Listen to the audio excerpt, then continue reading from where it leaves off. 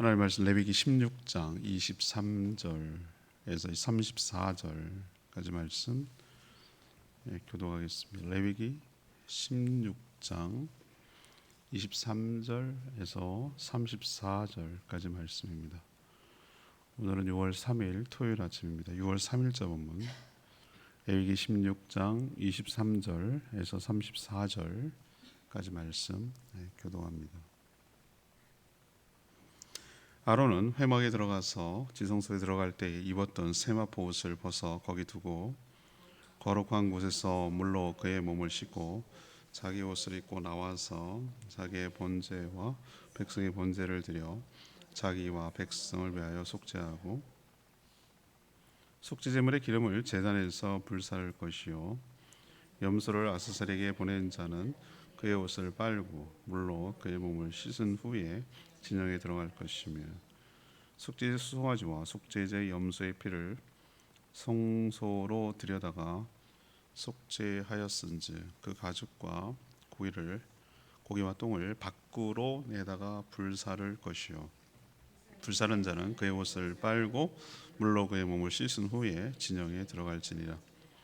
너희는 영원히 이 규례를 지킬지니라. 일곱째 달 곧 그 달 10일에 너희는 스스로 괴롭게 하고 아무 일도 하지 말되 본토인이든지 너희 중에 거류하는 거류민이든지 그리하라. 이날에 너희를 위하여 속죄하여 너희를 정결하게 하리니 너희의 모든 죄에서 너희가 여호와 앞에 정결하리라. 이는 너희에게 안식일 중에 안식일인즉 너희는 스스로 괴롭게 할지니 영원히 지킬 규례라. 기름 부음을 받은 위임되어 자기의 아버지를 대신하여 제사장의 직분을 행하는 제사장은 속죄하되 세마포 옷 거룩한 옷을 입고 지성소를 속죄하며 회막과 제단을 속죄하고 또 제사장들과 백성의 회중을 위하여 속죄할지니 이는 너희가 영원히 지킬 규례라. 이스라엘 자손의 모든 죄를 위하여 1년에 한 번 속죄할 것이니라. 아론이 여호와께서 모세에게 명령하신 대로 행하니라. 아멘. 목금토 오늘까지 이 대속죄일 욤 키프림이라고 하는 7월 10일 이스라엘 백성에게서 매우 중요한 3대 절기보다 어떤 면에서 더 중요한 이 속죄일에 대해서 지금 계속해서 다루고 있습니다. 오늘 이제 마지막 날인데요. 아론은 임무를 마친 후에 씻어야 됩니다. 전 당연히 씻고 싶을 거예요. 피 범벅이 됐어요. 손으로 뿌리고 바르고 사람 피 냄새가 얼마나 사람 맡기 힘든지 아시잖아요, 그죠? 피 냄새. 그리고 제사장 복장을 다시 옷도 벗고요, 갈아입어야 돼. 복장 입고 번제 속죄제를 드려야 됐습니다. 아사살 염소 뒤집어 쓰고 내쫓기고 갖다 버려주고 죄를 멀리 보내야 되는 그 아사살 염소를 인도하고 끌고 간 사람도 역시 옷을 빨아야 돼요. 이게 위생의 개념이 아니란 건지 아시겠죠? 그 사람 물론 뭐 밖에 나갔으니까 씻긴 씻어야 되겠지. 그렇지만 옷을 세탁하라고 하는 건 이해 안 되잖아요. 이게 위생의 관점이 아니에요. 하나님의 관점으로 봐야 돼요. 이거는 정결 예법으로 봐야 되는 것이. 그래서 몸을 씻고 옷을 빨아야 됐습니다. 속죄제물의 피, 기름은 태웠어요. 피는 갖다가 지성소에 뿌리고. 그런데 다른 때 같으면 속죄제물 어떻게 합니까? 여러분 벌써 다 잊어버리시는 거 아니겠죠? 아직 레위기도 끝나지도 않았어요. 한 달 남았어요. 그런데 속죄 제물을 어떻게 하는 게 규정이죠? 제사장은 안 돼요. 먹을 수 없어요. 그렇지만 백성들이 속죄제를 졌을 때 먹었어요. 기름을 하고 나머지 제사장 몫이요. 근데 이번에는 먹기는 고사하고 제단에다가 태울 수도 없어. 여러분 그게 아주 이제는 눈이 훤해요. 눈이 이제 들어오더라고요. 하나님 뭐라고 했을 때 그 이유를 다 설명하지 않지만 원리는 알겠어요. 왜 그러시는지 이해가 이제 머릿속에 그려져요. 하나님 이렇게 하는 이유를 알겠다. 왜 그러겠습니까? 이때는 쇳덩어리를 먹으면 안 되는 거예요. 기름은 핵심되는 그 기름은 하나님께 타올라가는 것이고 나머지 것들은 먹을 수 있잖아요. 고기는. 근데 그거는 온전히 다 쇳덩어리라고 보는 거예요. 그래서 어떻게 했습니까? 가죽, 고기 이거는 제단에 태우는 게 아니라 먹는 것도 당연히 안 되고 어떻게 됩니까? 밖에 쓰레기 버리는 데다가 갖다가 버리고 그냥 버리면 안 돼. 어떻게 되는 거죠? 태워서 소각시켰어요. 이제 느낌 확 오시죠? 하나는 왜 그런지 알겠어요. 이제 레위기가 어렵지 않아요. 이렇게 그 원리를 알면은 이제 느낌이 와요. 하나도 어렵지 않아. 하나님이 그렇게 하라는 이유가 있어요. 이렇게 하나님은 7월 10일 아예 날짜도 명시했어요. 우리 달력이랑 달라요. 이들의 7월 10일이에요. 이들은 7월이 정월이에요. 우리는 1월이 정월이잖아요. 완전 숫자인 7월이 정월이에요. 나팔절 7월 1일부터 시작해서 그때 새해 시작되는 걸로 보는데 우리로 양력으로 환산하면 대체적으로 10월 초라고 내가 말씀드렸어요. 이 대속제일이. 하나님 이날을 어떻게 보내라고 분위기를 얘기하시잖아요. 스스로 뭐하라? 괴롭게 하라. 웃고 떠들고 희희낙낙하지 마라. 이날은 너희들이 뭐하는 날이다? 모든 죄를 정결하게 하는 날이고 하나님이 속죄하는 날인데 그날 근신하라 이거예요. 근신하라. 아무 일도 하지 마라. 그날은 이거는 노동에서 자유롭게 되는 날이 아니야. 하나님 앞에 어쩌면 하나님 앞에 속죄받고 용서받는 날이기 때문에 정말 뭐라 그럴까? 그 엄숙하고 경건하고 그 죄를 용서받는 날인데 뭐 오락을 하겠어요, 일을 하겠어요, 이러면 안 됩니다. 전부 다 그렇게 하라고 그랬어요. 하루를 온전히 오부 안식일 중에 안식일이라고 그랬어요. 안식일 중에 안식일도 굉장히 엄격하게 지키는데 안식일 중에 안식일이라는 표현을 썼어요. 그러니까 얼마나 경건하고 엄숙하게 보내야 되는지 이를 이렇게 딱 보여주고 있는 거예요. 이날은 백성들이 저지른 죄, 특히 제사를 드리는 과정에서 실수하고 부지 중에 모르는 가운데 지었던 모든 것을 죄를 하나님의 관점에서 피로 송아지의 피 제사장들을 위해서 수은 염소의 피 백성들을 위해서 깨끗하게 정화시키는 날이에요. 성막 전체 특히 지성소 제단 제사장과 백성들이 온전히 정결하게 되는 날이 무슨 날이다?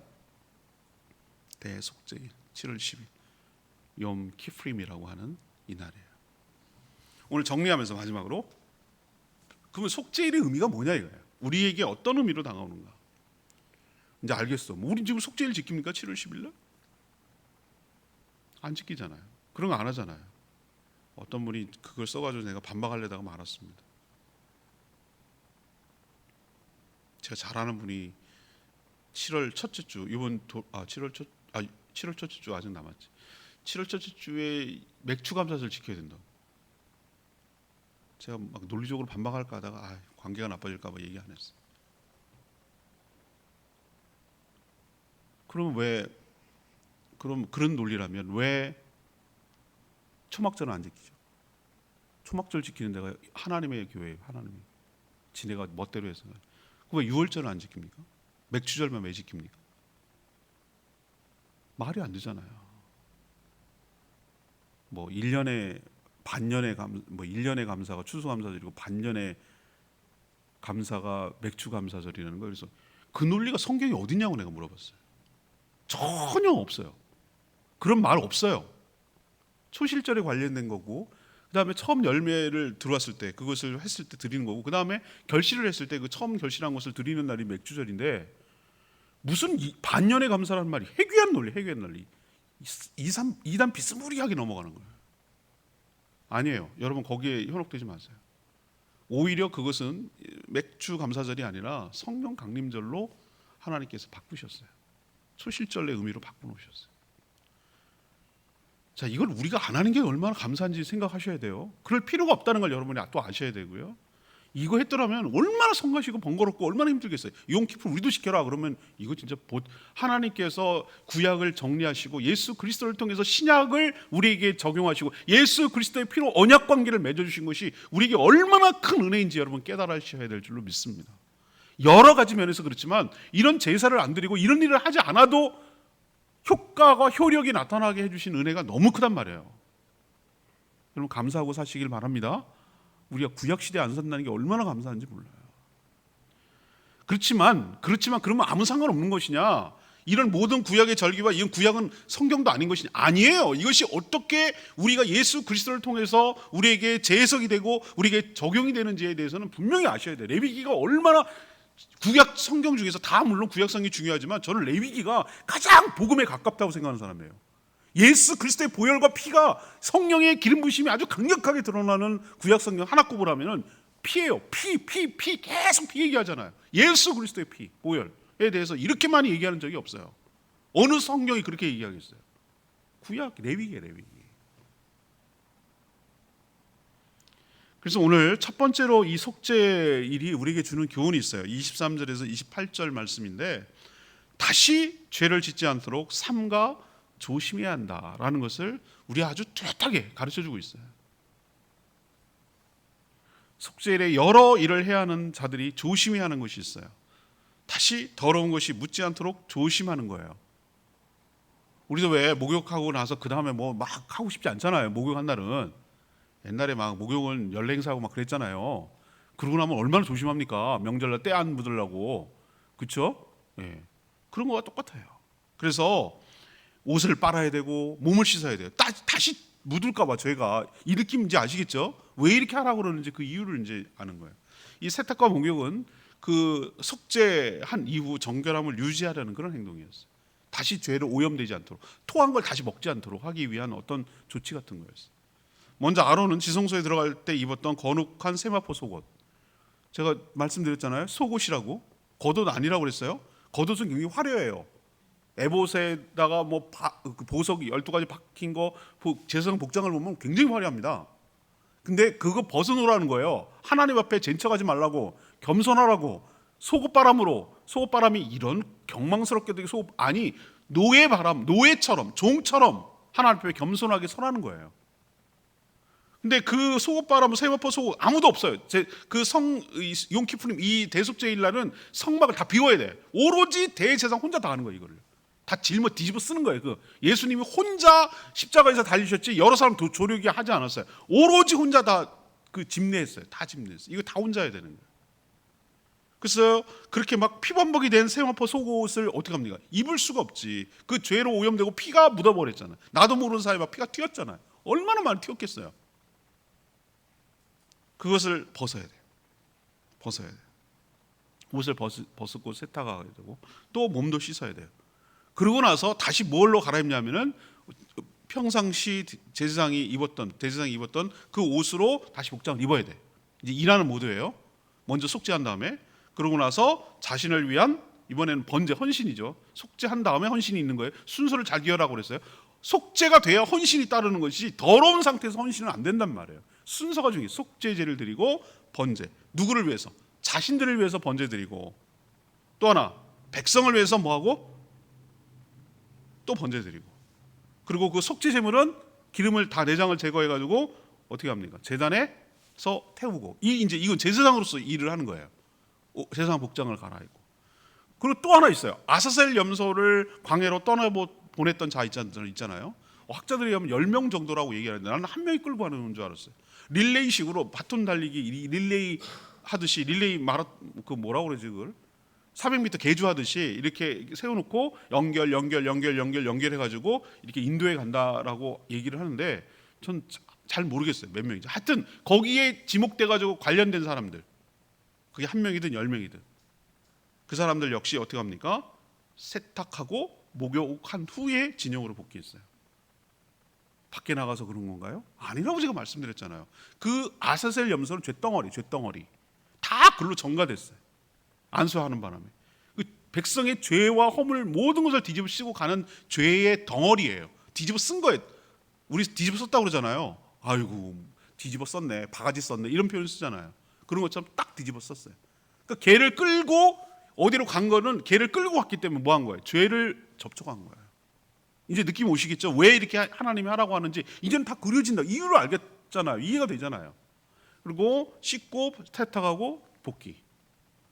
또 하나, 속죄 제물의 피, 이건 후속 과정이에요. 속죄일의 그 뒤의 과정을 지금 설명하고 있는 건데 거기서도 굉장히 은혜가 되는 게 많아요. 속죄 제물의 피는 성소에서 들어가가지고 지성소에서 뿌리고 위에 아래 휘장 뿌리고 그냥 나와가지고 어떻게 합니까? 제단에 뭐 하는 거죠? 뿔에다가 바르고 범벅해야 돼요. 범벅 이렇게.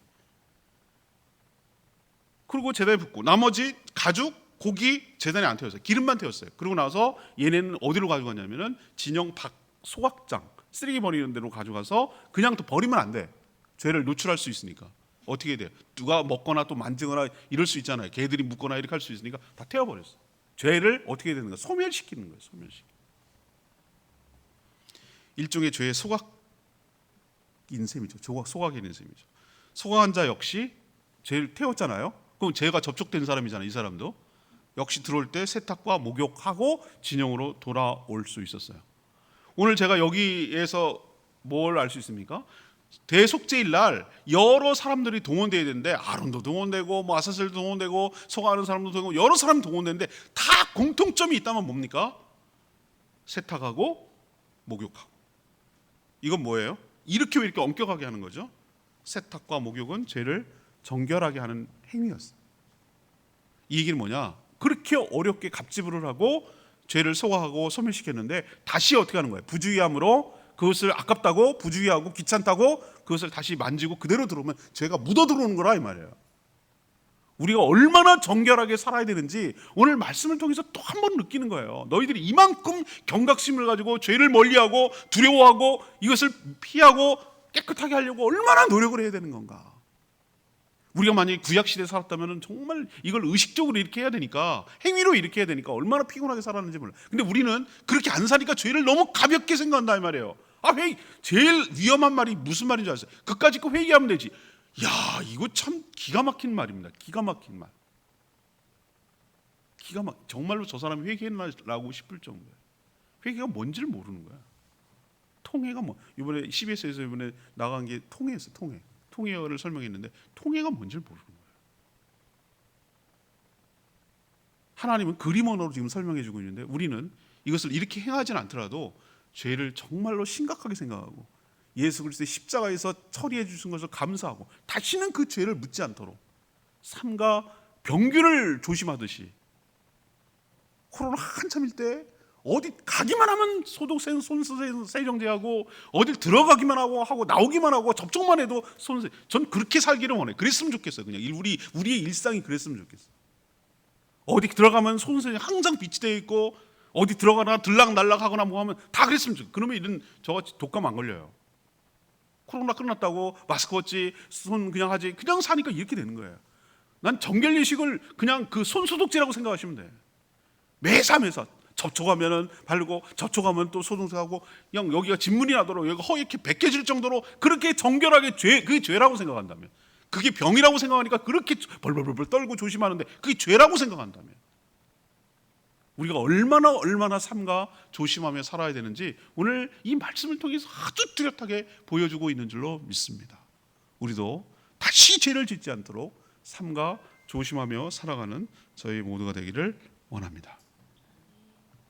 두 번째, 29절에서 31절까지 말씀, 주기적으로 자신을 돌아보고 회개해야 된다라는 것을 우리에게 가르쳐주고 있어요. 하나님 이스라엘 달력 7월 10일을 속죄일로 하여 명시하셨어요. 날짜를 정하셨어요. 딱 그날이에요. 하루 7월 10일. 이날은 안식일 중에 안식일이라는 표현을 쓰셨어요. 안식일도 참 경건하고 엄숙하게 보내야 되는데 그 중에 그라고 했으니까, 오브라는 썰을 썼으니까 얼마나 더 엄숙하게 지내야 알잖아요. 아무 일도 하지 말라고 그랬어요. 그때 분위기를 딱 한마디로 설명하는데 스스로 괴롭게 하라고 그랬어요. 이 얘기는 뭐냐, 뭐 자책하고 막 이러라는 얘기가 아니라 희희낙낙하지 마라, 오락하지 마라, 일하지 마라, 자기를 돌아보고 엄숙하게 지켜라, 그런 태도를 취해라는 얘기예요. 그리고 이걸 영원히 지키라고 그랬어요. 하루도 한 해도 빼지 말고 영원히 지키라고 그랬어요. 그리고 이 이스라엘 백성, 본토에는 물론 거류민, 그러니까 이방인들, 거기에서 어쩔 수 없이 이 이스라엘 백성들과 먹고 살기 위해서 같이 살고 있는 이방인들, 외국인들이죠. 어떻게 보면 본토인들과 이방인까지 지키라고 하셨어요. 왜 이렇게 이 날이 중요하죠? 1년에 딱 한 번 하나님 앞에서 잘못한 모든 죄를 속죄받고 정결하게 되는 날이기 때문에 그래요. 아니, 죄 질 때마다 속죄제 드리잖아요. 그렇게 우리가 조심하고 회개하는 마음으로 속죄제를 드려도 나도 모르는 사이에 하나님을 이름을 욕되게 하고 나 때문에 하나님 욕먹이고, 너도 예수 믿냐? 너도 집사냐? 너도 목사냐? 내 그럴 줄 알았다. 이렇게 나로 인해서 하나님이 욕이 돌아가고 교회가 훼손되고 다른 성도들이 피해가, 이런 모든 잘못한 것들 이날 스스로 괴롭게 하고 하나님 앞에 겸손하게 용서를 구하는 날로 삼으라는 거예요. 괴롭게 하라고 해서 자해하거나 고행하라는 뜻은 아니에요. 속죄일은 그들의 한 해가 시작되는 7월 2일 나팔절과 같은 달에 있어요. 한 해를 돌아보며 자신의 허물과 죄를 회개하고 속죄 받은 후에 한 해를 새 출발하고 시작하라는 의미가 있어요. 우리도 연말이 되고 송구영신 예배가 드려지면 이런 의식을 갖잖아요, 그죠? 한 해를 돌아보고 또 희망차게 새해를 맞이하는 것과 비슷하다고 봐요. 한 해 동안에 지은 모든 죄를 하나님께 용서하고 새해가 됐을 때 하나님의 은혜로 또 살아갈 것을 바라며 다짐하는 바로 그런 송구영신 예배와 비슷한 그런 느낌이 들어요. 이 말은 영원한 규례로 지키라고 명령하시는 이유가 뭐겠어요? 왜 1년마다 돌아오면 이 날이 돌아올까요? 이걸 통해서 지속적으로 자신의 삶을 돌아보고 또 회개하며 속죄받고 살라고 촉구하는 하나님의 말씀인 줄로 믿습니다. 제가 아는 어떤 목사님은 자기가 성령 받고 거듭난 날을 기억을 해요. 저는 그게 없어, 언제인지 몰라가지고 저는 그렇게 타는데 그분은 뚜렷한가 봐요. 그게 어떤 분은 자기가 세례받은 날, 어떤 분은 뭐 자기가 그렇게 예수를 영접한 날, 이런 날을 꼭 기억하고 감사한 마음, 그리고 자신의 삶을 돌아보는 날로 금식하며 하루를 보낸다고 그렇게 말하는 분이 있더라고요. 꼭 그래야 되냐? 이건 율법적이냐? 이건 아니에요. 그건 자신의 신앙이에요. 자기의 믿음의 표현이라고. 그걸 정지할 것도 없고 뭐 그럴 거 없어요. 그건 자기가 하면 돼. 그러나 제가 하나 도전 주고 싶은 건 뭐냐면은 주기적으로 자신의 삶을 돌아보는 시간은 있어야 되겠다. 그게 일주일 다니면 제일 좋겠고, 적어도 일주일 다니면 좋겠고, 우리가 그렇지 않고 나가면 그 죄의 수렁에 계속 깊이 빠지고 헤어나지 못하고 그렇단 말이에요. 객관적으로 하나님 말씀에 비춰서 나를 보는 거울을 비춰보는 자가 필요해. 나는 나를 절대 보지 못해요. 거울이라는 제 무엇이 비춰보는 게 있어야 나를 보는 거예요. 성경 말씀, 하나님 말씀이 거울인 줄로 믿습니다. 하나님 말씀 앞에 서는 거예요. 나를 객관화시켜서 나를 보는 거예요. 나의 허물과 죄악이 무엇인지를 정확하게 직시하는 거예요. 외면하지 않고 피하지 않고 회피하지 않고 직면하는 거예요. 그러고 나서 허물이 발견되고 죄가 깨달아지면 하나님 앞에 그것을 내어놓고 용서를 구하고 속죄받고 깨끗하게 되고 정결하게 되어서 그 자유롭게, 좀 우리도 뭔가 눌리고 있고 어떨 때 막 등산할 때 짐 한 짐 지고 가다가 그걸 내려놓으면 얼마나 홀가분합니까? 그 느낌 아시죠? 뭘 잔뜩 장바구니 들어야 되는데 여기가 천길 만길 갖고 100m 다니는 건데도 힘들어 죽겠네. 그걸 내려놨을 때 얼마나 홀가분합니까? 우리 죄라고 만약에 생각하면 우리가 덕지덕지 들고, 우리 철로역전 그 영화 보면 알겠지만 얼마나 힘듭니까? 그것을 다 내려놓고 자유롭게 헐헐 날아가는 날이 있어야 되지 않겠습니까? 그 날이 이스라엘 백성인 대속죄일인 것이에요. 우리도 주기적으로 정기적으로 말씀에 비춰 자신의 삶을 돌아보는 날이 있어야 되겠다. 그래서 정결하게 되고 깨끗하게 된 날이 있어야 되겠다라는 것을 우리에게 도전하고 있는 줄로 믿습니다. 이거 내일 또 주일날 그런 언급을 할 거예요. 자, 세 번째 얘기는 32, 34절 말씀. 모든 것을 속죄받고 정결해야 안식을 누린다는 거예요. 속죄일은 마치 1년에 한 번이는 대청소 날처럼 영적, 그래서 내일 설교 제목이 주어도 인쇄했습니다. 영적 대청소예요. 영적 대청소. 우리는 대청소를 할 때 구석구석에, 우리는 대청소를 야무지게 안 해가지고 좀 찜찜하긴 한데 가을엔 야무지게 해야 되겠다 생각이 듭니다. 구석구석 쌓인 먼지를 털어내고 묵은 때를 벗겨내는 일을 하는 거야. 뭐 우리는 왜 하는 거죠? 위생 때문에 하고 쾌적한 환경에서 평화를 누리고 그러기 때문에 하는 것이지만, 이 하나님의 이 용키프림이라는 이 대속죄일은 우리의 대청소와는 달라요. 이것이 영적으로 봐야 되는 거죠. 우리의 죄와 허물 때문에 우리가 더럽혀지는 거죠. 그 죄와 허물을 없애는 방법은 딱 하나밖에 없어요. 피를 통한 속죄밖에 없어요. 제가 말씀드렸잖아요. 피 범벅이 되는데 그게 무슨 깨끗한 거냐고. 하나님의 관점은 우리 관점은 다르다고 말씀드렸잖아요. 피가 범벅이라니까요. 상상해 보셨어요? 그 송아지 피 막 제단에 이렇게 문지르라고 그랬잖아요. 바르라고 그랬잖아요. 상상이 되세요? 피범벅이에요, 피범벅. 근데 그걸 하나님은 깨끗하고 정결하대. 우리 개념과 다르단 말이에요. 그래서 속죄일에 대제사장은 거룩한 세마포 속옷을 입고 지성소부터 속죄한 다음에 성막, 제단, 향단 피를 발라야 돼. 범벅해야 돼. 피를 바른다는 얘기는 그 생명이 대신해서 이 죄값을 치름으로 정결하게 되었다는 의미지, 피 자체에 무슨 효력이 있는 건 아니에요. 생명을 대신했다 이거. 네가 잘못한 죄값을 이 아무런 죄가 없는 수송아지가 감당하고, 아무런 죄가 없는 순념소가 감당하고, 양이 감당하고, 순양이 다 감당했다 이 얘기예요. 뒤집어 썼다 이거예요. 순념소는 아사셀을 다 뒤집어 쓰고 떠났잖아요. 우리는 이런 속죄일이 필요가 없어요. 감사하시길 바랍니다. 죄와 허물이 없어서 그런 게 아니에요. 예수님께서 자기가 본인이 혼자서 단독으로 대제사장이 되시고 사람이 짐승이 아니라 자기가 사람이 지은 죄를 사람이 했잖아요. 만약에 그 수송아지가 완벽한 속죄물이었다면 2년, 3년 해마다 할 필요가 없죠. 모형이에요, 모형. 그건 이미테이션이란 말이에요. 그림자예요, 그림자. 실체가 오기 위해서 하는 행위였단 말이에요. 진짜는 뭐냐?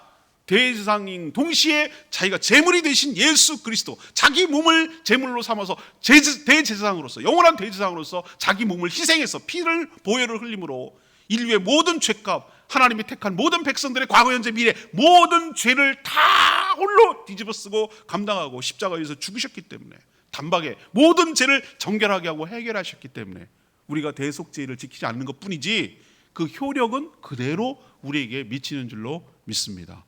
그러니 얼마나 감사하냐고. 그래서 예수 그리스도의 피를 보혈이라고 하는 거예요. 보배로운 피, 보혈. 주의 보혈 능력이 있도다. 주의 피, 그래서 보혈이라고 그러는 거예요.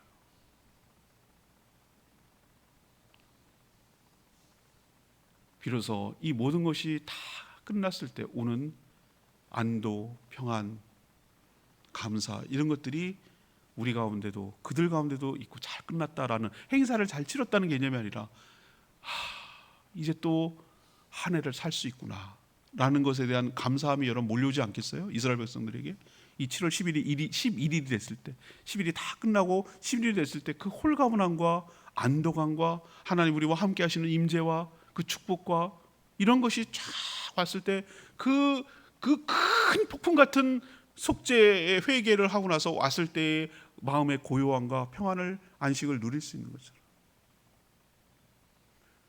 우리도 진정으로 하나님께 속죄하고 용서를 받고 회개함으로 용서를 받을 때 진정한 마음의 평안과 안식을 누리게 될 줄로 믿습니다.